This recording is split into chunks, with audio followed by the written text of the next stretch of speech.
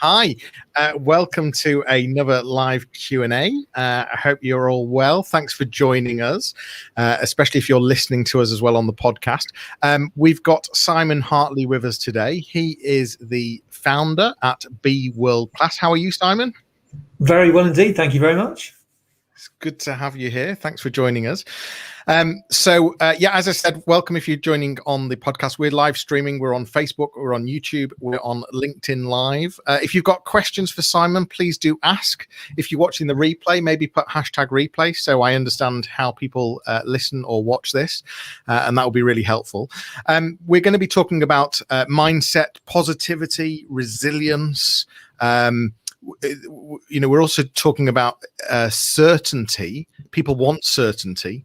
But Simon, you're not sure certainty is there, and it's a bit of an illusion at times. Talk to me about certainty being an illusion. Yeah, and that's the way I honestly see it, and it's the way I describe it, as an illusion, because I think we like to think that we've got certainty. Now, if we rewind the clock back just over a year, a lot of people would have been very certain or felt certain about what was going to happen in 2020. You know, maybe they've got these targets that they're going to hit. They've got the business plan locked down. You know, whatever it is, they can see it happening. You know, they think they've got certainty. And then, of course, COVID comes and knocks us sideways, and we realise we didn't have certainty at all. And that's how most things are in life. You know, certainty is this almost like I describe it as a mental comfort blanket. It's this picture that we've got in our head, and the confidence that we have that picture will come true. And if we feel very, very confident, we would describe that as being certain. But actually, if we think about it, anything that's in the future can't really have certainty wrapped around it. Not really. Yeah. And so that's how it becomes that illusion. I want to go right back. We're going to talk about a lot of different things. As I said, a lot of it around mindset, positivity, resilience, executive leadership training and coaching, I guess. But you've also got a new digital product, which we'll get onto as well, which is a treasure trove of great stuff, I believe. So we'll come on to some of these things, and hopefully I assume we'll give some tips and tricks maybe for how to get the right mindset and resilience. But just take me back to how you got into this, because I know along the journey, you've trained some and coached some amazing Olympians, which I know we're not allowed to talk about their names necessarily, but just talk to me about how you even got into that, and maybe just some of the highs and lows of those experiences. Well, yeah, most people ask, how on earth do you get into the field or a field like sports psychology? And the truth is, I failed some exams. That was the first thing I did. I wanted to be a pilot when I was a kid, and fly aeroplanes in the Navy. But I failed my flying aptitude test. And because I'd failed that, I failed maths and physics, which I'd taken at A level. And because I was never interested in them, I just needed them to fly aeroplanes. So once I failed my flying aptitude test, failed them, and I had to have a rethink. So I decided to study something that I genuinely loved and was passionate about. So I took sports studies at A level, and I did really well in it. So I went to university and studied sports science. And sports science is a fairly wide discipline. There's physiology in there. There's biomechanics, you know, the mechanics of how the body moves. There's sociology and all sorts of things. But the one that really grabbed me was psychology, sports psychology.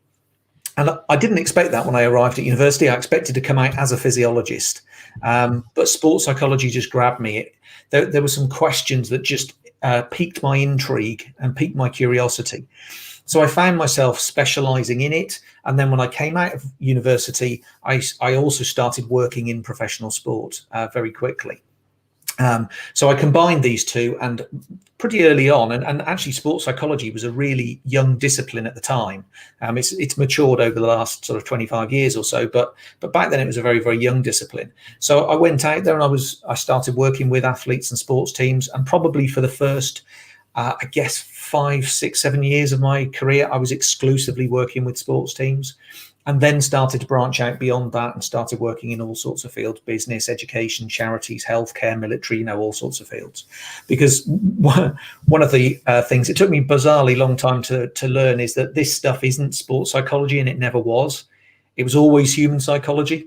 When I applied it only to athletes and sports teams, that I thought of it as sports psychology, but the truth is it applies to all of us. It's the same stuff. How did you get your first gig?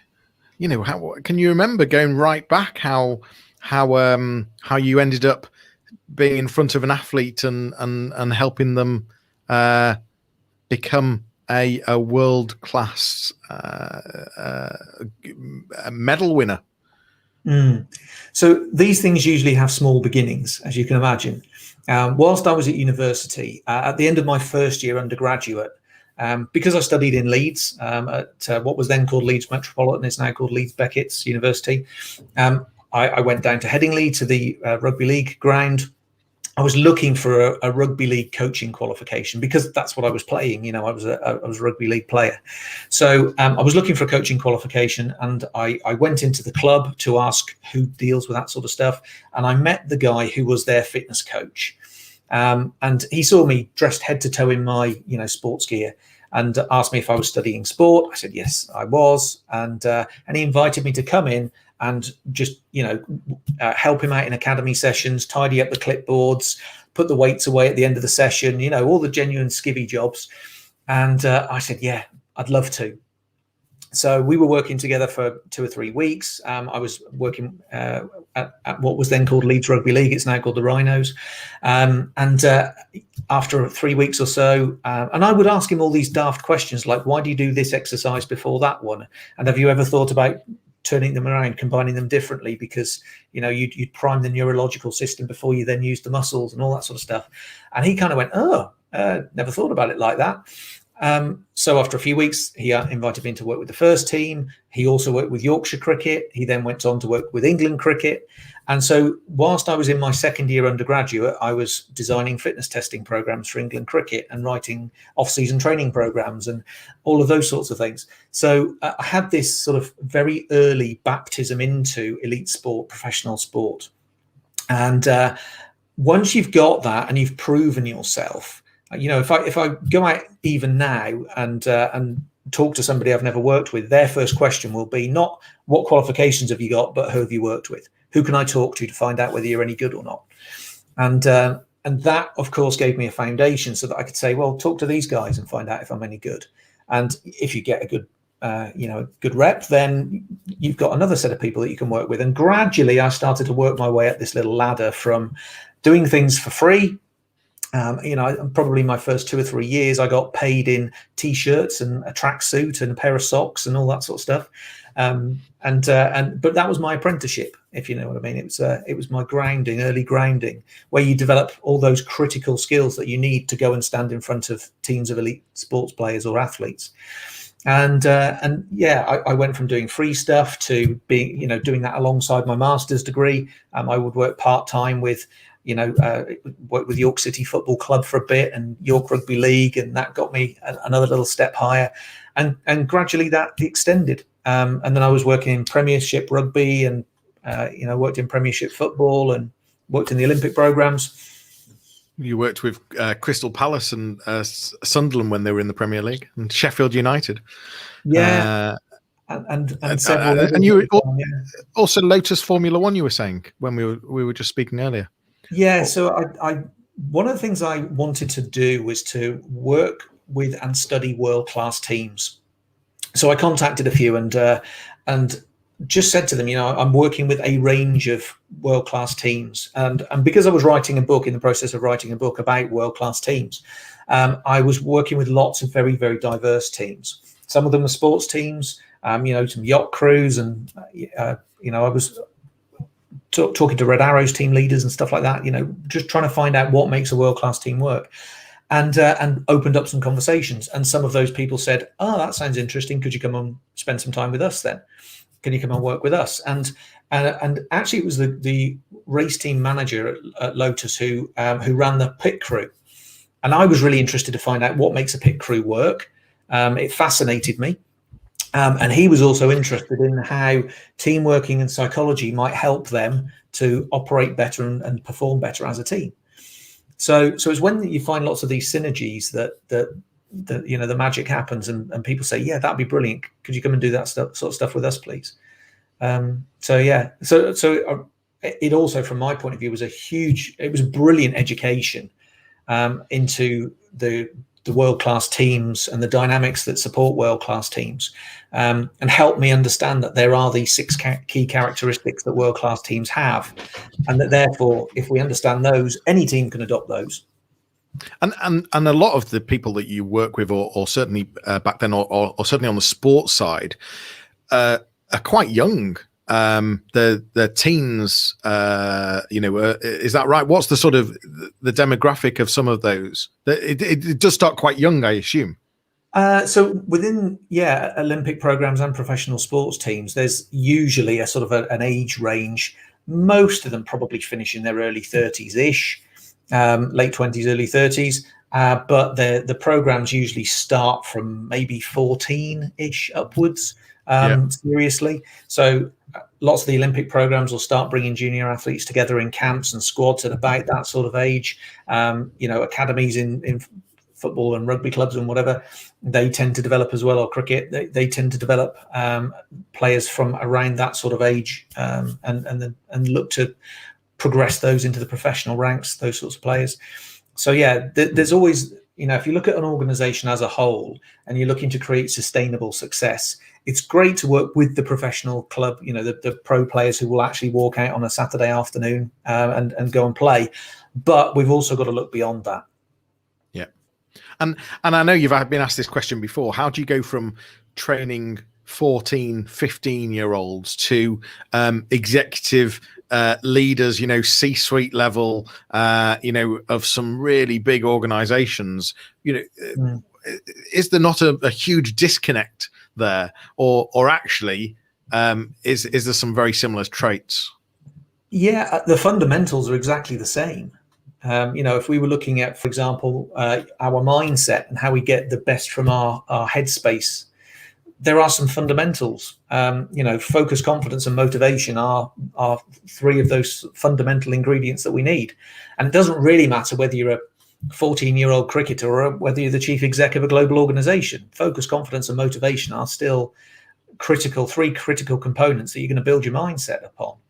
So, and the way that we enable our brain to become focused and build, control confidence and motivation is also the same. The motivators might be different, and they might be at a different stage on their journey, but it doesn't really change the key components that we need. One of the Olympians that we can talk about is Chris Cook. He's a double Olympian swimmer. 7th fastest in what was it? 7th fastest. Is that right? So when he finished his career, he was 7th fastest in history in the event. Yeah. Wow.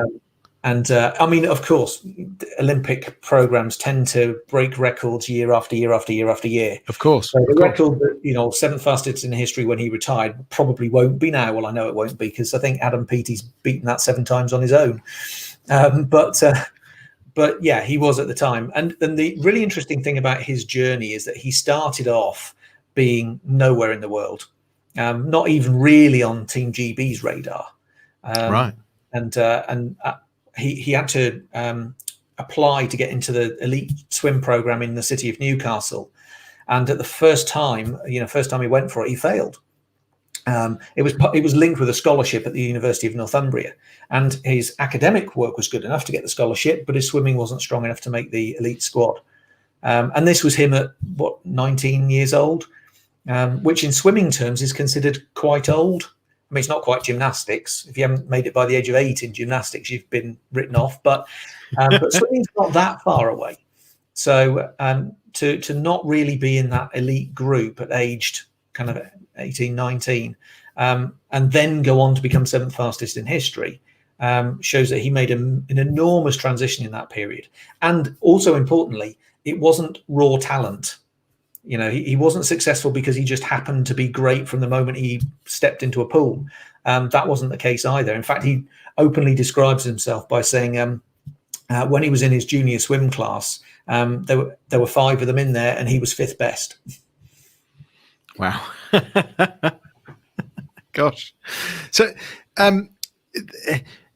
the psychology side of things, I'm fascinated with psychology.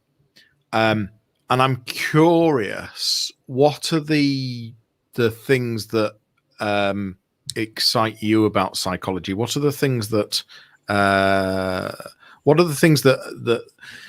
what does it mean to you, I guess? And is there some fascination with human psychology? And your take on it? I'm curious just to get under the skin of that a bit. Yeah, well, I mean, human beings are fascinating, and I think that's what makes, from my point of view, human psychology such an intriguing topic area. I think, you know, we would struggle to know everything about human beings or human psychology, or, you know, even if we look in the mirror, there are very few people that really know themselves. Yeah. And yet they've inhabited their own body for decades and their own mind. So it is absolutely fascinating. I also have started to realize the impact that understanding it and being able to engineer some of this stuff has. You know, whether it's our own performance, or, you know, if we're a leader, our team's performance, most of those issues that we come across start inside our minds. And, you know, I talk to business leaders about all the problems that they've got and the challenges and the frustrations in business, and really they boil down to people challenges. Even if it's a technical challenge, it was designed by a person, it's operated by a person, or whatever. It ends up being a person challenge at the end of the day. So if we can understand the power of really truly comprehending what goes on between our ears, and start to be able to engineer that, then we've found something that's going to have a massive impact on us and others. That's really where my passion for it comes from. So is this about people getting to know themselves better, or is it about people using the knowledge of it, I guess, to the word that I'm looking for isn't there, but to leverage? Is it to leverage, or is it to get to know oneself better? Or is it a bit of both, perhaps? Yeah, I mean, I think self-knowledge is one of the fundamental kind of key elements of our mindset. I mean, right at the core of our self, I see what I describe as 3 interwoven strands of rope. Knowing ourselves, being ourselves, and being proud of ourselves, like loving and accepting ourselves. And these are at the core of ourself. Many people, I describe it as having a hole where self-worth should be. And this causes us all sorts of challenges. Usually, if we've got that hole there and we feel insecure, we're not comfortable in our own skin, then there are a load of knock-on impacts that has. Our ego starts jumping up and down. Usually, we might become defensive, and our ego. People sort of misunderstand ego often and think it's sort of related to being egotistical. It's not. Our ego is the part of our psyche that gets us dressed in the morning. It's bothered about what we look like and what people think of us, and that we brush our hair, and, you know, all of that sort of stuff. It's the outward projection. It's what we want people to believe about us. So if we've got this little hole in here where self-worth should be, then the ego's trying desperately to fill it. So the ego is looking for validation. It's looking for recognition. It's looking for success. You know, I've known athletes that try and fill that hole by stuffing medals into it, if you know what I mean. Yeah. Or getting trophies. And I know salespeople that try and do it by hitting sales targets and getting commissions and buying the fancy watch or the big car or whatever. Whatever it is that we're trying to do as human beings often is trying to fill that hole. And for me, self-knowledge is one of those critical 3 strands that allows us to have that self-worth, that sense of self-worth, genuinely just being comfortable in our own skin, happy to be ourselves. And that's one of the core foundations.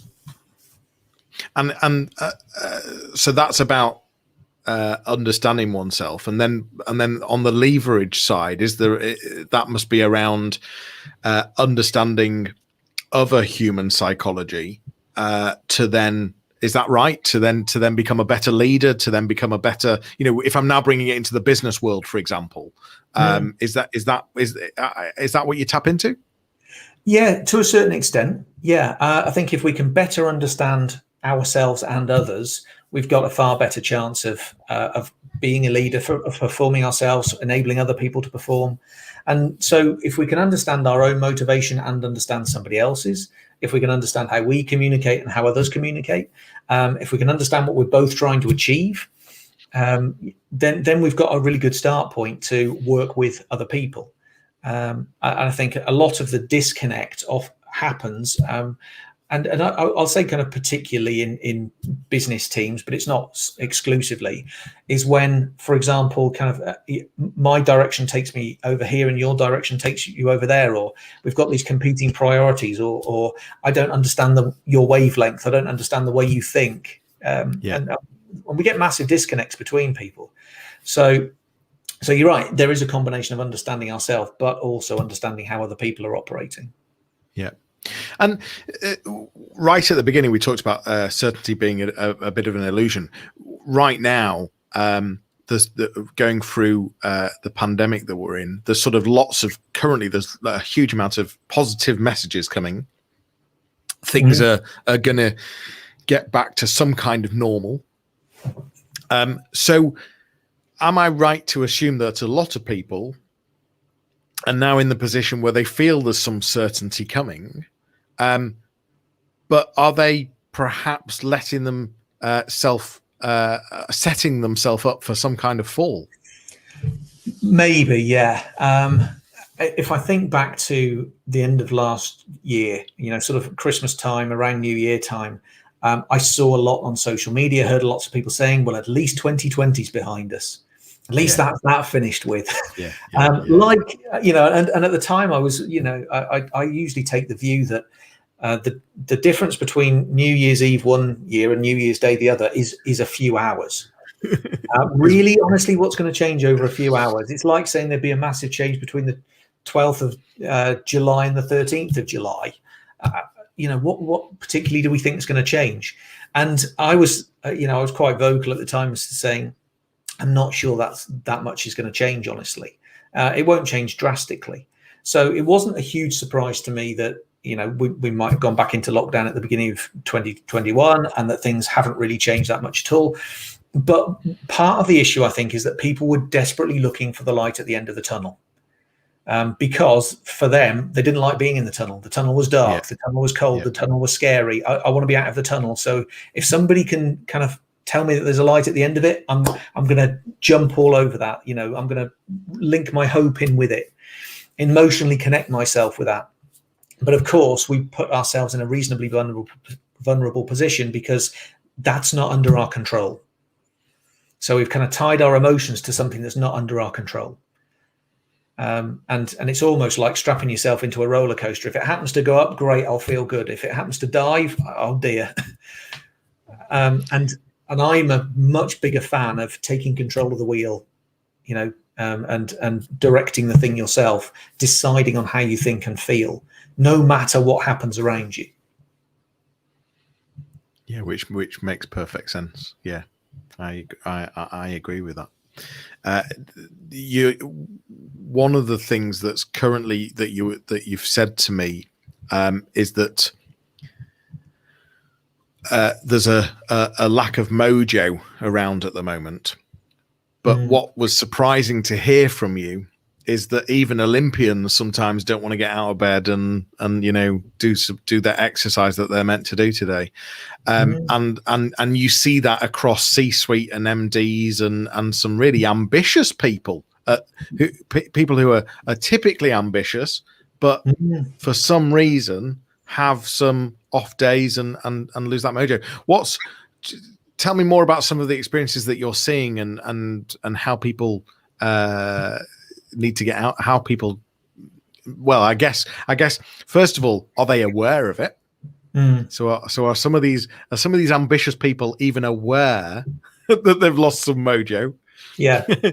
And secondly, how do they become aware? And secondly, how do they break that? Yeah. So, and I started to detect this probably, maybe second, third week in January. There was, I think, a combination of people were looking forward to a different 2021, and it wasn't different. So they probably had a bit of an emotional knock from that. It was a bit Groundhog Day. We're back in another lockdown. It's dark. It's cold. We can't do anything. We can't go anywhere. And I'm so sorry to interrupt, because I hate interrupting people when they're in flow, but that's my concern for June, July time, that people, like you were saying, it's 2021, people will be thinking June, July, it'll all be back to normal. So sorry to interrupt your flow, but that was what I was trying to tie in. Yeah. So, and one of the issues I think here is that we as humans, particularly in the modern world, have become so used to and almost now need something to look forward to. And for many people, that something to look forward to was a holiday. It was a little weekend adventure. It was going to the pub or whatever. And the absence of that causes a real issue. And when you're asking how do people detect this? So I would consider myself, one of those really ambitious, high-performing people. And I, like I said, I know lots of Olympians who have also had moments of going, do I have to get out of bed? My own little sort of spark was that I was preparing. So it was kind of a Monday, and I had a huge couple of weeks of delivery work with clients. So loads of coaching work, lots of teams, kind of exec team sessions and stuff like that. And I was looking at it, and there was almost like this sort of mountain of stuff that I had to do, preparing and delivering sessions. And that was the issue. I looked at it, and it was just stuff for a moment. And I kind of went, interesting. I'm only seeing the what here. I'm only seeing stuff in front of me, jobs that need doing, things on a things to do list. And immediately I kind of went, well, why aren't you looking forward to it? Well, the answer is you've lost connection with why you're doing it. So you can see what, but you can't see why anymore. And it, I've come to understand over the course of the years that there are a couple of elements of why. One is our vision and one is our purpose. So is it an exciting vision?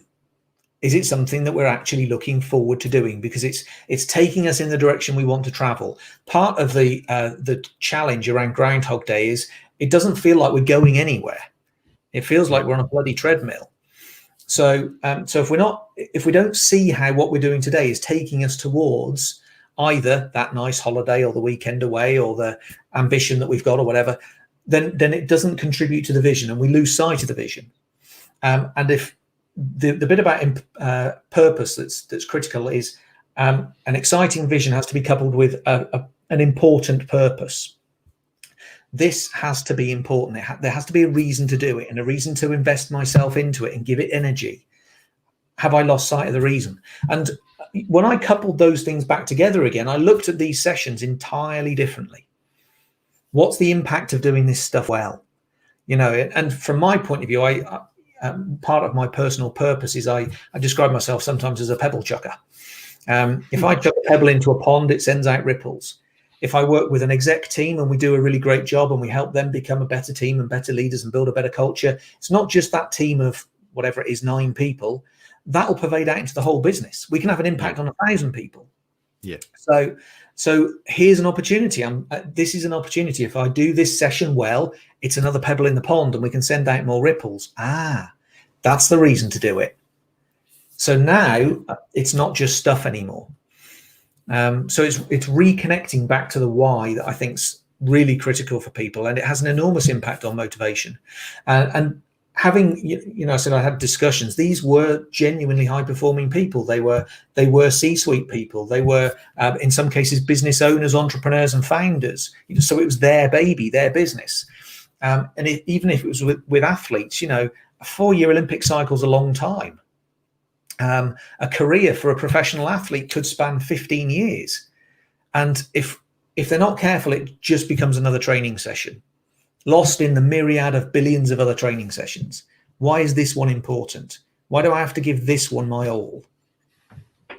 What's a practical tip on trying to reconnect with the why and the purpose? I think just reflecting on it, well, understanding when you're caught in what thinking, and it's just transaction, it's just stuff, and recognizing it, and then just asking yourself. I took a few minutes out. Bizarrely, one of the things I did, because I've got a one-page strategy document, and in it there's a little box that says vision, and I read it to myself, and I thought, I actually laughed out loud. I thought, that's rubbish. That's pathetic. Is that really an exciting vision, or have I just written some words down? I kind of went, it's more, no, that's not exciting. That's kind of more of a what than a why. What is this really all about? Why am I doing it? What's exciting about it? And then I kind of went, right, just spend a minute on this before you do anything else. And discovered what it was, scribbled a new note down to amend my one-page strategy with a new vision, and off I went again, reconnected. Sometimes it takes a little bit longer. It might be stuff that we take out on a walk. Maybe if we've got a dog and we're going to go out for an hour, maybe we take this stuff out on a dog walk with us or something like that.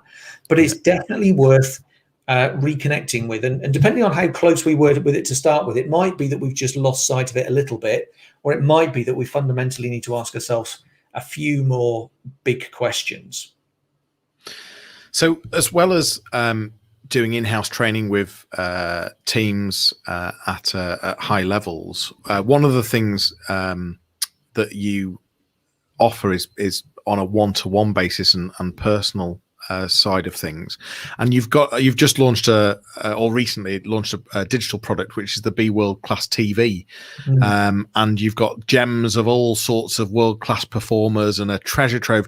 Tell me more a bit about that and the purpose of that, and what you think people could get from that. And I'll put a link up on the screen in a moment as well. Be World Class TV came about because for years we've been collecting up these absolute gems from world-class performers, interviews that we've done, conference interviews, or we've done dinner events, all those sorts of things. And these are people, they are world champions, they are world record holders, they are Michelin star chefs and Olympic athletes and world-class leaders. And I knew that there was so much value bound up in all of this stuff, but I didn't have a way to share it. So we pulled together a really comprehensive program that helps people who, really ambitious people who know that there's a bit more to get. They're doing really well, but they know that they haven't quite achieved their potential. And they also know that just being able to tap into the thinking of world-class performers, just being able to, and it's designed to be absorbed over the course of, a year or so that it just starts to become part of your own thinking.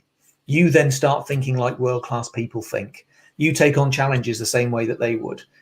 You can understand how they've developed the characteristics that they've got, so that instead of just saying it would be really beneficial if I had a bit more tenacity or resilience or whatever, you actually understand how you can develop that stuff in yourself.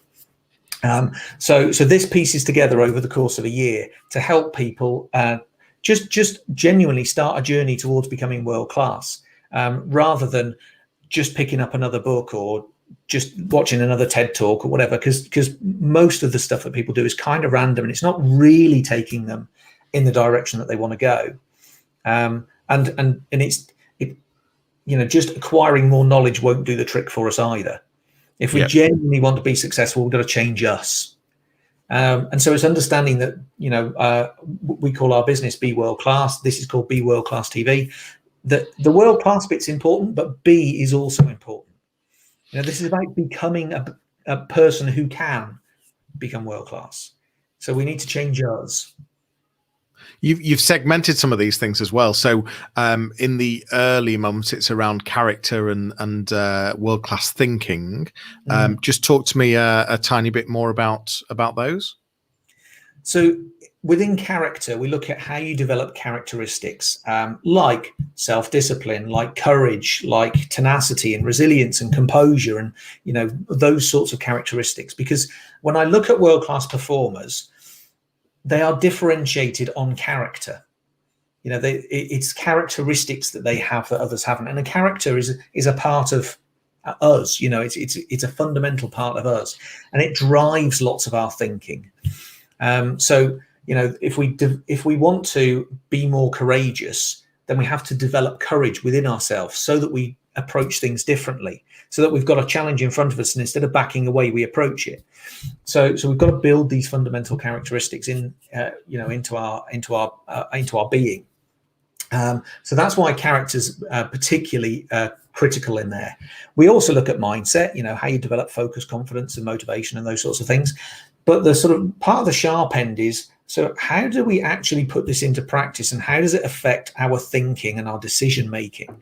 And so the World Class Thinking Month that we've got, and the episodes around it, take examples of where world-class performers have hit challenges, and the kinds of approaches and the kinds of thinking that they adopt in order to meet those challenges. And they honestly, they think very differently than most people do. And if we can, again, just start to see how they do it, then we can approach a challenge differently ourselves. We can adopt some of those principles ourselves.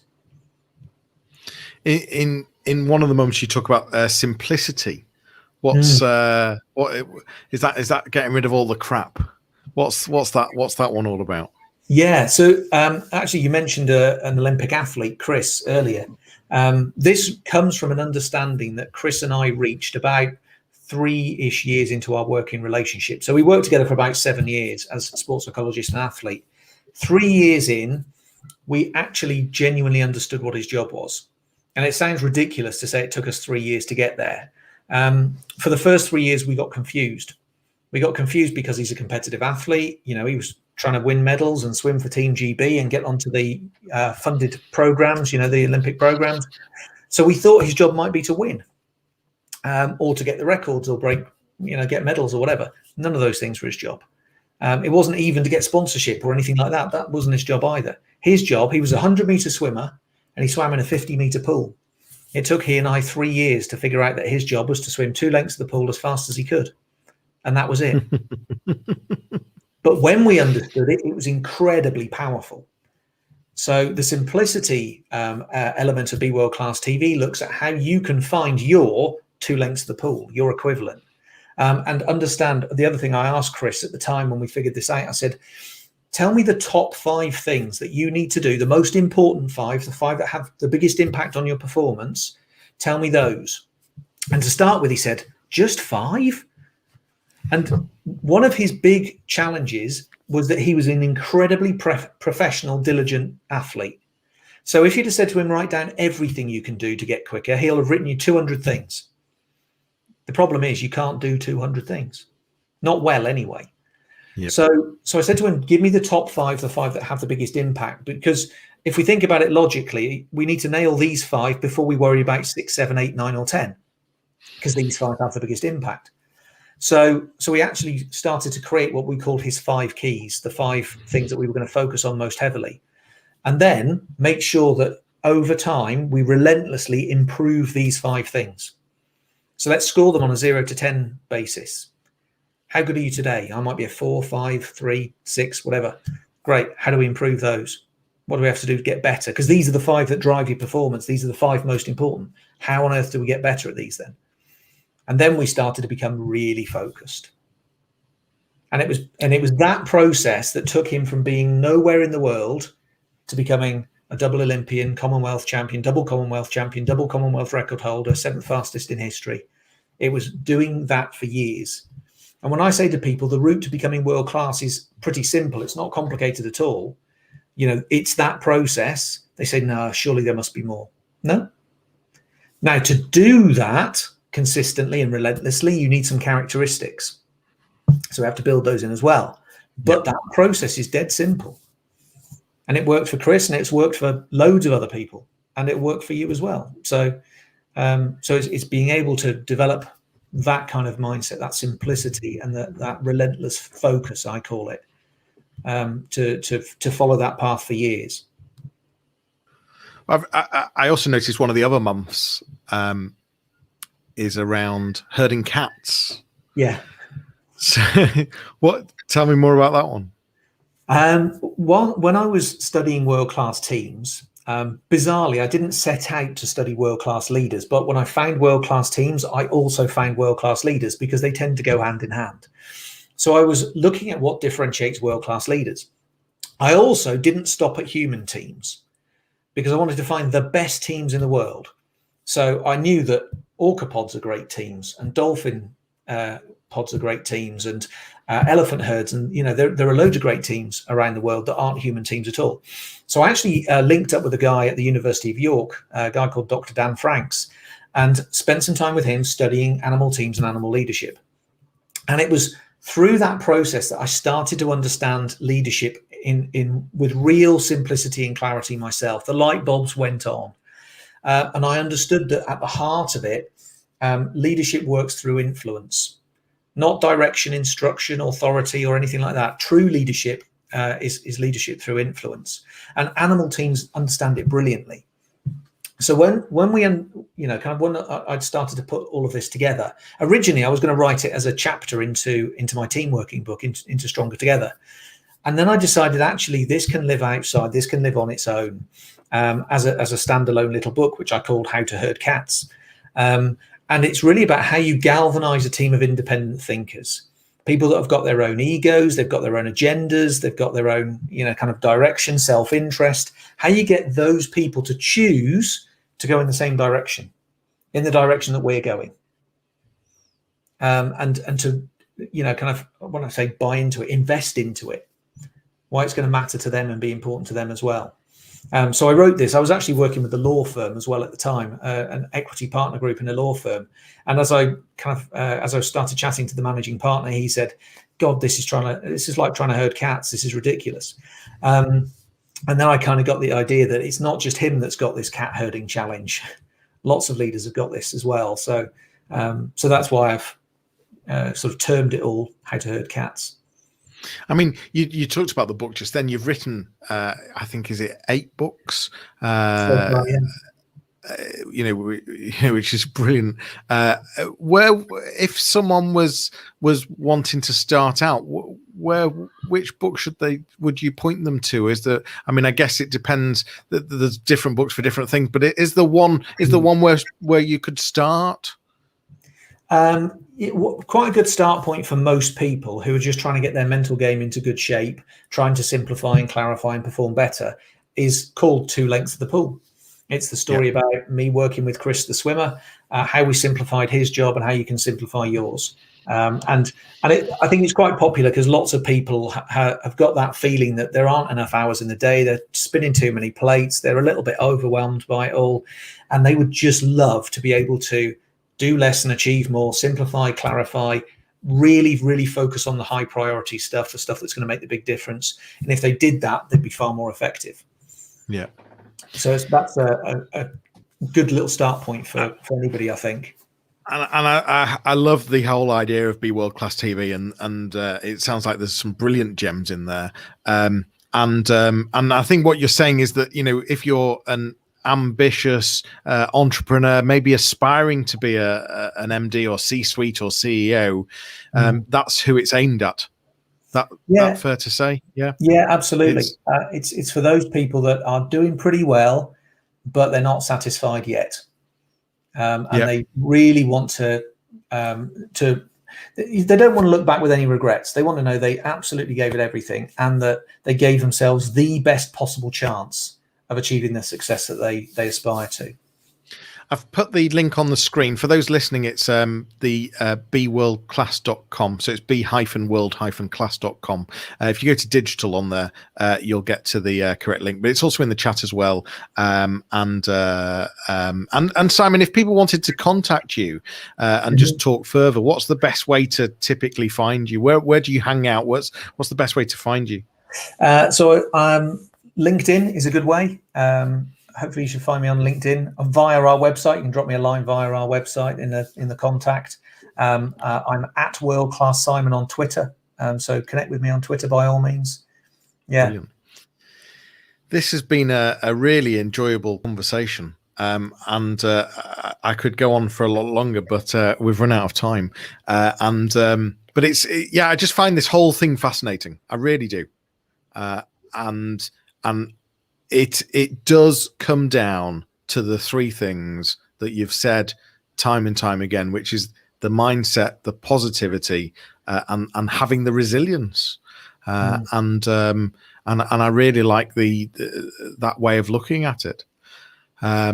So yeah, thank you. I hope you've enjoyed this. I absolutely have. The time has flown. It does fly, doesn't it? Thank you. If you've been listening, thank you so much for joining us. And it's great to have you here. Thanks for watching. There'll be many more live Q&As coming up, so please keep an eye, subscribe or follow so that you keep an eye. But for now, Simon, thank you so much for joining us. And we will see you all soon. So take care. We'll see you soon.